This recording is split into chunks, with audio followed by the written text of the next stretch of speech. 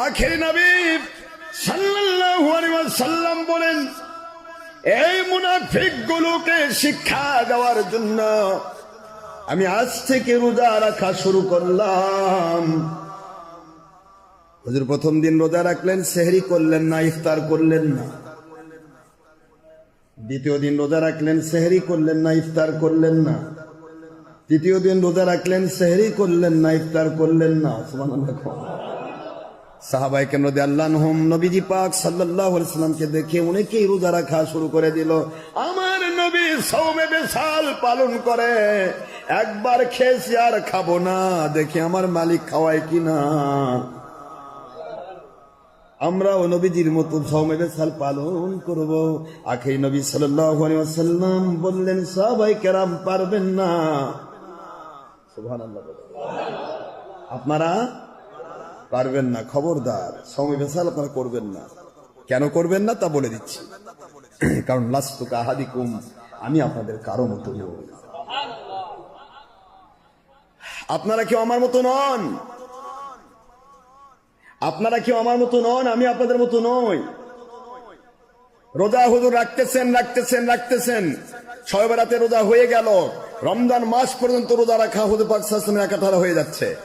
সাহাবা একরাম বলে, হুজুর আয়েশা সিদ্দিকা রাদিয়াল্লাহু আনহা বলেন, আমি তো দেখতে পাচ্ছি আমার নবী আর কোনোদিন খাবেনই না।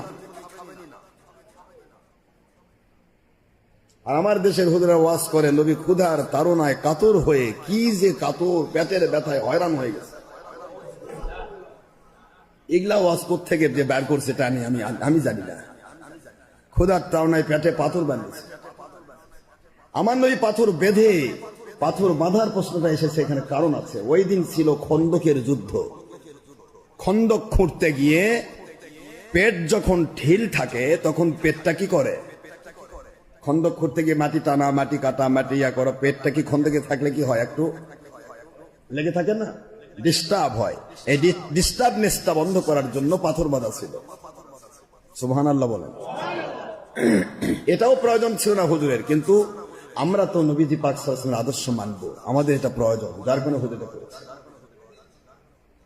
আখেরি নবী সাল্লাল্লাহু আলাইহি ওয়াসাল্লাম রোজা রাখছেন। রমজানের আগের দিনে যে হুজুর বলতেছেন, যদি সামনে রমজান না আসতো তাহলে আমি একাধারে রোজা রাখতে থাকতাম, মাঝখানে ভাঙতাম না।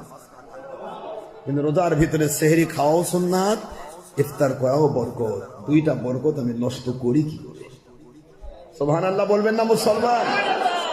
তাসাহারু ফাইন্না ফিস সিহরি বারাকাত। তোমরা সেহরি গ্রহণ করো, কারণ এর ভিতরে রয়েছে বরকত। বান্দা যখন সেহরি খায়, ওর প্রত্যেকটি লোকমার বিনিময়ে সদকায়ে জারিয়ার সওয়াব পায়। হুজুর বলেন না সুবহানাল্লাহ। এই জন্য হুজুর একাধারে রোজা রাখতে থাকলেন।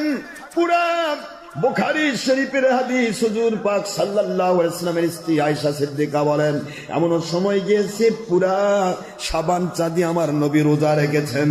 কিন্তু সকল সাহাবীকে বলেছেন, খবরদার শাবান মাসে বেশি রোজা রাখো না, কারণ তোমরা যদি দুর্বল হয়ে যাও রমজান মাসের রোজা ফরজ তরক হয়ে যাওয়ার সম্ভাবনা থাকবে।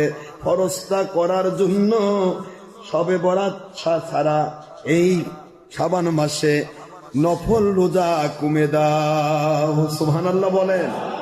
ফরজের সুবিধার জন্য শাবান মাসে নফল রোজা কমে দাও। কিন্তু হুজুর সাল্লাল্লাহু আলাইহি সাল্লাম নিজে শবে বরাত সহ পুরা শাবান চাঁদি রোজা রেখেছেন। আয়েশা সিদ্দিকা বলেন, আমি বৎসরে এমন কোন মাস দেখি নাই যত রোজা হুজুর শাবান চাঁদে রাখেন, এত রোজা হুজুর অন্য কোন চাঁদে রাখেন না।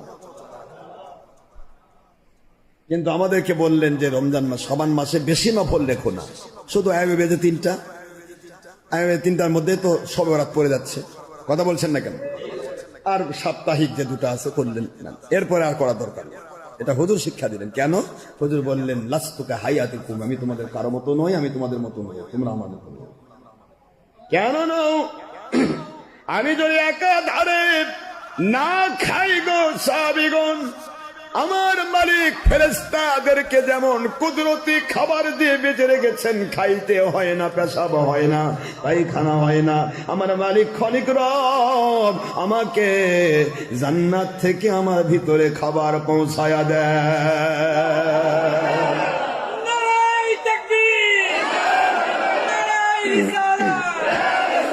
আল্লাহ নবী হকের দোয়া সিদ্দিক দরবার শরীফের মুর্শিদ কিবলা। জান্নাত থেকে নবীজিকে খাবার পৌঁছানো হয়। এই জন্য জান্নাতীদের পেশাব পায়খানা নাই। নবীজি পাক সাল্লাল্লাহু আলাইহি ওয়াসাল্লামের পেশাব পায়খানা আছে, কিন্তু সেটা পবিত্র। এই ভিডিওটি ভালো লাগলে লাইক সাবস্ক্রাইব করে সাথেই থাকবেন।